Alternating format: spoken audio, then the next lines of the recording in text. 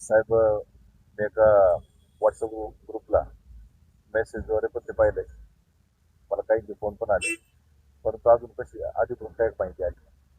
जर एखादं काय पत्र आलं जिल्हाधिकाऱ्यांचं किंवा काय लेखी जर कुठं अधिकृत माहिती आली तर नक्कीच आपण त्या गोष्टी विचार करू.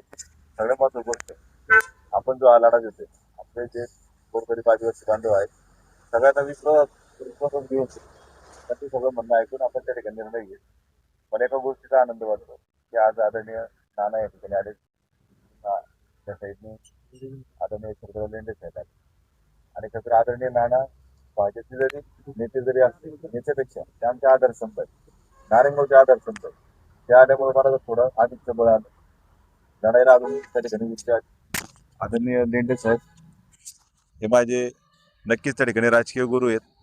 बऱ्याच वेळा एका पक्षात काम करत असताना आदरणीय लेंडे साहेबांचं मार्गदर्शन घेऊन आम्ही वाटचाल केली आहे. त्याच्यामुळं इकडून नाना आहेत, इकडून आदरणीय लेंडे साहेब आहे, हे अधिकचं आम्हाला बळ आलेलं आहे.